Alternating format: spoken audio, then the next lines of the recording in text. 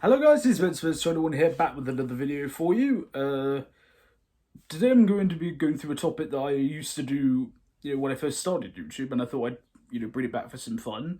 Spurs chat, and the topic of today's discussion is the mystery of Tanguy Ndombele. Obviously, last night we had that excellent 2-0 win against West Ham, and Friday night we had a good 1-1 draw against Man United. But one of the main talking points among the fans was the lack of inclusion from Ndombele in both games. He was left as a substitute, never came on at all. And this has led to quite a lot of fans worrying and speculating that maybe there is a rift between him and Jose Mourinho. I know that's been reported a lot, that despite the efforts of some of the other players to try and get the two communicating with each other, there appears to be no relationship between them. And, to leave your club record signing is on the bench and not use him is bold. But we don't see what Jose Mourinho sees in training. We only see very, very minimal of what goes on.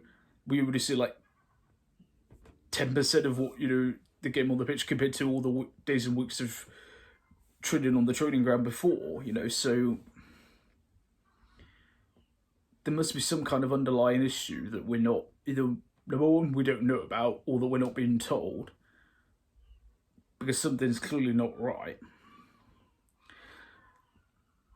And of course that leads to the eternal dilemma of,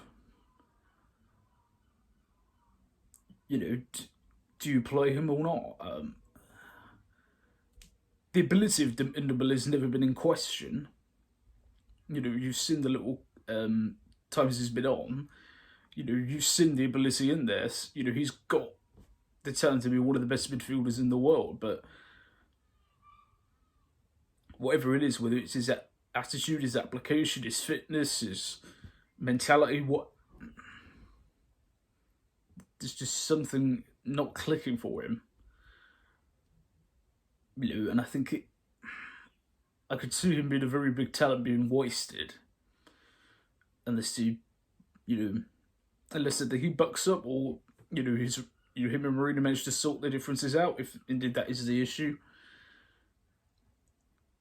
Or maybe it's irreparable and he needs to go, which, it sounds impossible to think, but at this rate, it's very possible.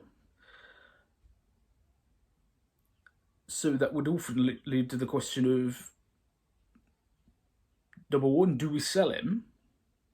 And who to? I do remember, I don't know if you guys do, if in January there was a lot of rumours that maybe Barcelona was sniffing around being interested in him. I didn't think much of it at the time, and I know a lot of our fans didn't, but given the news yesterday that they've agreed to sell the Brazilian midfielder Arthur to Juventus for £72 million, it could be just me putting two and two together that's not meant to be added together, but it does suggest that they're trying to leave a space available for him. And I do know that there is interest from Spurs, from what we've heard on Felipe Coutinho. If Barcelona were to offer Coutinho as part of a deal to sign him, do you think that'd be a good deal? Would you take it? Obviously let me know, but it's a very puzzling mystery at the moment, what's going on with Ndombele. It's very, very confusing, and one way or the other, it needs to be resolved, before the end of this season, because we're currently sitting on a player who we've invested a lot of money in, who has all the talent in the world, but for whatever reason can't seem to deliver it on a consistent level. And the manager either doesn't believe in him, doesn't trust him to deliver, or the attitude of the player is what the problem is. So I don't know. What do you guys think? Who do you think's more at fault?